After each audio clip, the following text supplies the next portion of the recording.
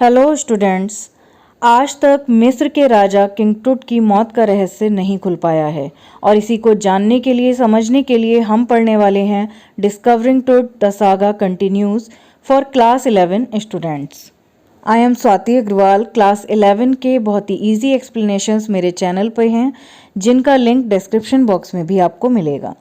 आइए जानते हैं सबसे पहले टाइटल को, discovering Tut the saga continues. Discovering टुट यानी मिस्र के आखिरी राजा का नाम टुट था और उनके बारे में हम इस चैप्टर में पढ़ने वाले हैं जो कि लिखा गया है A.R. विलियम्स द्वारा। The saga continues. The saga continues means कि अभी तक उनके बारे में जो बातें चलती आई हैं, जो उनका रहस्य है वो अभी तक नहीं खुल पाया है और पता नहीं ये चीज़ कब तक आगे बढ़ती जाएगी। किंग टुट के शाही परिवार ने मिस्र पर बहुत साल तक राज्य किया और आखिरी उत्तराधिकारी के रूप में उन्होंने किंग टुट को शासन दिया। किंग टुट को केवल 9 इयर्स की एज में शासक बनाया गया और लेकिन जब इन्होंने शासन करना शुरू किया तो बहुत ही कम एज में इनकी डेथ हो गई। ये 19 की एज में इनकी डेथ हो गई और आज तक किसी को नहीं पता चल पाया है कि इनकी डेथ कैसे हुई। इनकी रहस्यमय मौत हुई थी जिसको आज तक ढूंढा जा रहा है कि कैसे हुआ, क्या हुआ, लेकिन अभी तक कुछ भी चीज़ें क्लियर नहीं हैं। हमारे मेडिकल साइंसेस का यूज़ करके भी इस चीज़ को ढूंढने की कोशिश की गई लेकिन अभी तक ये पहेली अनसुलझी है। इस चैप्टर में हमें बताया गया है कि अमेनहोट III जो थे वो या तो इनके फादर थे या इनके दादाजी थे। ऐसा कुछ क्लियर किसी को भी नहीं पता है इनकी फैमिली के बारे में कि एक्चुअल में वो इनके फादर थे या इनके ग्रैंडफादर थे, बट अंदाज़ा लगा करके ये कहा जा सकता है कि उन्होंने अमेनहोट III ने मिस्र में 40 वर्षों तक राज्य किया और जिस समय उन्होंने राज्य किया वो स्वर्ण युग माना जाता है इनके शासनकाल का। इनके शासनकाल के बाद इनके बेटे जिनका नाम अमेनहोट IV था उनको शासन दिया गया, लेकिन उन्होंने क्या किया, उन्होंने अपने शासनकाल में जो पुराने इनके मंदिर थे जिनकी ये पूजा करते थे, इनके जो भगवान थे आतिन, उनकी जो मूर्तियां थी उनको तोड़वा दिया गया, उनको जो है बंद करवा दिया गया, मंदिरों को बंद करा दिया और उसने इस तरह से अपना शासन किया और अपने नाम को बदल करके उसने अखेनाटेन रख दिया। यानी उसको अमेनहोट IV के नाम से जाना जाता था लेकिन बाद में उसने अपने नाम को बदल करके अखेनाटेन रख लिया। अमेनहोट ने पुराने मंदिरों को तो बंद करा दिया लेकिन उसने एटन या फिर कहें कि सूर्य की पूजा को बढ़ावा दिया और पुराने मंदिरों को तोड़वाने के बाद वो लोगों को यही कहता था कि उनको सूर्य की पूजा करनी चाहिए।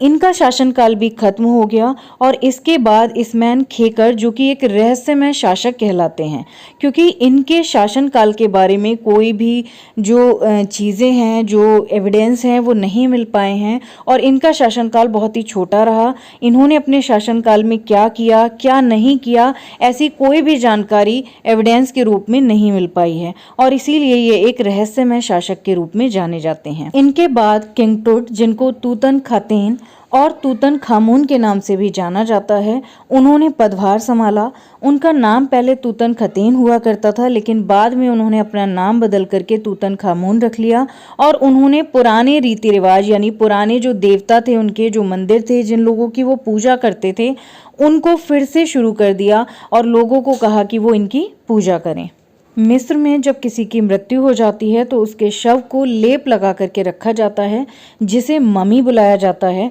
और तूतनखामून ने 9 साल तक राज्य किया और 19 वर्ष की एज में जब उनकी डेथ हो गई तो उनके शव को ममी के रूप में सुरक्षित रख दिया गया और उसके मृत्यु के रहस्य को जानने के लिए उनकी मौत के 1000 साल बाद उसको निकालने के बारे में बात हुई कि उसको निकाला जाए, उसको देखा जाए और पता किया जाए कि किंग टुट की डेथ कैसे हुई। उनकी मम्मी की जानकारी करने के लिए सबसे पहले जानकारियां ली गईं, पता किया गया, तब ये पता लगा कि मिस्र की जो काउंसिल है, काउंसिल ऑफ एंटीक्स, उसने ये बताया कि जो मिस्र में उनकी मम्मी रखी हुई है उस मम्मी की जो हालत है वो बहुत ज़्यादा ख़राब है। लेकिन 1922 में एक ब्रिटिशर जिनका नाम हॉवर्ड कार्टर था, उन्होंने ये पूरी तरह से तय किया कि नहीं, वो किंग टुट की मौत का रहस्य जानकर रहेंगे, उनकी मम्मी को ढूंढकर रहेंगे और उसके थ्रू वो जानेंगे कि उनकी डेथ आखिर कैसे हुई। 1922 में हावर्ड कार्टर द्वारा जब मम्मी को दोबारा निकालने का काम शुरू किया गया, तब वहाँ पर पूरी दुनिया भर से बहुत सारे लोग पहुँच गए उस मम्मी को देखने के लिए, उसके बारे में जानने के लिए। वहाँ जो विजिटर्स थे उनकी लंबी लंबी लाइंस लग गई कि हम भी जो मम्मी है उसको देखना चाहते हैं कि वो कहाँ पर है, किस सिचुएशन में है। जब हावर्ड कार्टर उसको निकलवा रहे थे तब उन्होंने देखा कि वहाँ पर जो उनकी मम्मी थी उसके आसपास उसके साथ बहुत सारी चीज़ें दफनाई गई थी, जैसे कि सोने की अंगूठियाँ, बहुत सारा गोल्ड, और जो उनका ताबूत बना हुआ था वो भी पूरा गोल्ड का बना हुआ था, जिसके ऊपर ठीक किंग टूट जैसी इमेज बनी हुई थी। और ऐसा माना जाता है, इन सारी चीज़ों को देख करके ये पता लगाया जाता है कि जो भी चीज़ें, जो भी पैसे उस मम्मी के साथ रखे गए थे, उसका ये कहना है कि जो मिस्र के लोग थे उनका ये मानना होगा कि इंसान का पुनर्जन्म होगा और उसके जन्म के बाद भी उसको इन चीज़ों की ज़रूरत पड़ेगी, और इसीलिए उसके साथ ये सारी चीज़ें दफनाई जाती थी। अब जब हावर्ड कार्टर ने मम्मी को निकालना चाहा तो मम्मी जो है गोल्ड के ताबूत के बने होने की वजह से उससे चिपक गई थी और उसको निकालना बहुत ही मुश्किल था। लेकिन हावर्ड कार्टर किसी भी कीमत पर अपने इस उद्देश्य को छोड़ना नहीं चाहते थे और इसीलिए उन्होंने हथौड़ी और छेने से भी मम्मी को निकालने की कोशिश की। जब मम्मी को निकाला जा रहा था तब ये बताया जाता है कि बहुत ही काले काले बादल छा गए और उस समय मौसम जो था बहुत ज़्यादा बिगड़ गया जब वो मम्मी को बाहर निकालने की कोशिश कर रहे थे। किंग टूट की मम्मी को जब ताबूत को जहाँ पर देखा गया तो वो पूरी तरह से कवर्ड थी जैतून के पत्तों से, जंगली अजवाइन से, कमल से और साथ ही साथ मक्का के पत्तों से। और इस तरह से बताया जाता है कि जो किंग टूट हैं उनकी डेथ मार्च या अप्रैल में रही होगी, क्योंकि ये जो फ्लावर्स होते हैं, ये जो कॉर्नफ्लावर के जो फ्लावर्स बता रहे हैं जिससे उनकी मम्मी ढकी हुई थी, जिससे उनका ताबूत पूरा ढका हुआ था, वो मार्च और अप्रैल के टाइम पर ही उगते हैं, तभी वो मिलते हैं। और इसीलिए केवल अंदाज से ये कहा जा सकता था कि उनकी जो मृत्यु का समय है वो निश्चित ही मार्च अप्रैल रहा होगा। मम्मी सोने से चिपक गई थी, जिसको हटाने के लिए हावर्ड कार्टर ने उनके पूरे ताबूत को सूरज की गर्मी में रख दिया, क्योंकि मिस्र में बहुत ही ज़्यादा गर्मी पड़ती है और उन्हें लगा कि डायरेक्टली इसको अगर हम सन के नीचे रख देंगे तो उसकी जो गर्माहट है उससे मम्मी बाहर आ जाएगी। बट कोई भी कुछ भी रिजल्ट इस बात का नहीं निकला और उनको मम्मी को निकालने के लिए कुछ औजारों का प्रयोग करना पड़ा। हावर्ड कार्टर ने ऐसा इसलिए किया क्योंकि अगर किंग टूट की मम्मी को ऐसे ही बाहर छोड़ दिया जाता तो कुछ लोग वहां पर पहले से ही आए हुए होते थे और हो सकता था कि कुछ लोग बाद में आकर के उनकी मम्मी को नुकसान पहुंचा सकते थे, जिससे हावर्ड कार्टर की जो डिस्कवरी थी उसमें चीज़ें क्लियर नहीं होती, कुछ चीज़ें बदल जाती। और इसीलिए उन्होंने किंग टूट की मम्मी को जैसे भी उस कॉफिन से निकालने का तय किया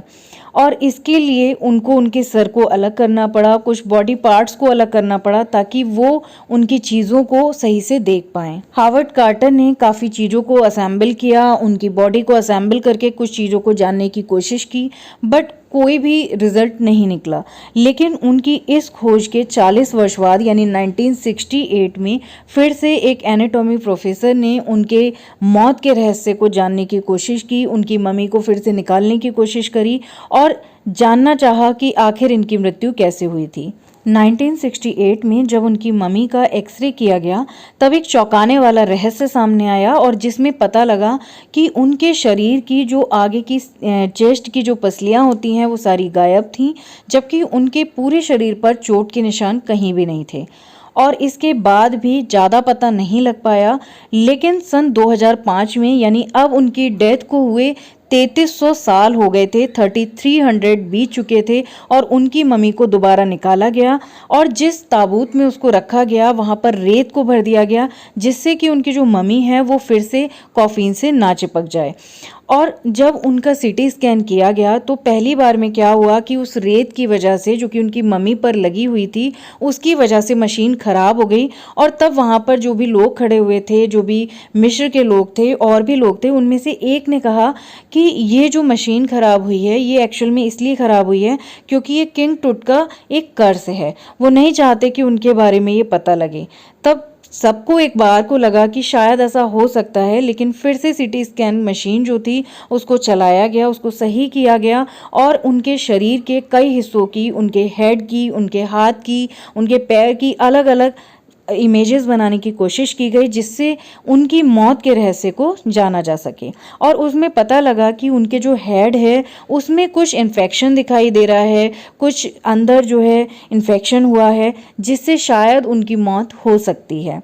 लेकिन ये इन्फेक्शन इतना ज़्यादा बड़ा नहीं था जिसको किसी की मृत्यु का कारण मान लिया जाए। और फिर से उनकी मम्मी को वापस से कॉफ़ीन में रख दिया गया और कुछ लोगों द्वारा उसी वैली में भिजवा दिया गया जहाँ से उस मम्मी को निकाला गया था। और उस दिन जो मौसम ख़राब हुआ था, क्योंकि जब भी उनकी मम्मी को वहाँ से निकाला जाता था चीज़ें बदल जाती थी, मौसम बदल जाता था, मौसम एकदम से ख़राब हो जाता था और ये इशारा करता था किसी कर्ज की तरफ से। और जब उनकी मम्मी को वहाँ पर भेज दिया गया तो सारी चीज़ें नॉर्मल हो गई, सारा मौसम बदल गया और ऐसा लगा जैसे किंग टूट के आसपास के लोग, किंग टूट की जो मम्मी थी वो फाइनली शांत हो गई है और अपनी जगह पहुँच गई है। किंग टूट की मम्मी को जहाँ पर दफनाया गया था उसका जो एंट्रेंस गेट था उसके ऊपर एक ओरिएंट तारामंडल था, जिसको मिस्र के लोग मानते हैं कि जो आत्मा होती हैं उनको सही करने का काम, उनकी सुरक्षा का काम ये ओरियन तारामंडल करता है। और इस तरह से इतनी खोज के बाद भी,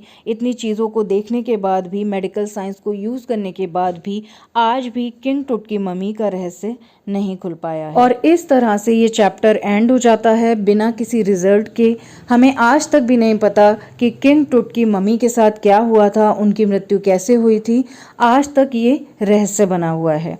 लेकिन इस चैप्टर में नहीं बताया गया। अगर हम इंटरनेट पर देखते हैं, अगर हम इसके बारे में ज़्यादा जानकारी करते हैं तो हमें पता लगता है कि जो हावर्ड कार्टर थे या जो उनकी बेटी थी या जिन लोगों ने भी किंग की मम्मी को जानने की, समझने की कोशिश करी, वो एक कर्ज से घिर गए और उनकी धीरे धीरे डेथ होती चली गई बिना किसी रीज़न के। आप बताइए, आपने इस चैप्टर को पढ़ा है, इसको जाना है, तो आपको इसको पढ़ने के बाद क्या लगता है कि किंग टूट की मम्मी के साथ क्या हुआ होगा, उनकी डेथ कैसे हुई होगी और अगर उनकी चेस्ट की जो पसलियां गायब थीं बिना किसी चोट के किसने निकाल ली और कैसे उनकी मृत्यु हुई। Thank you for watching.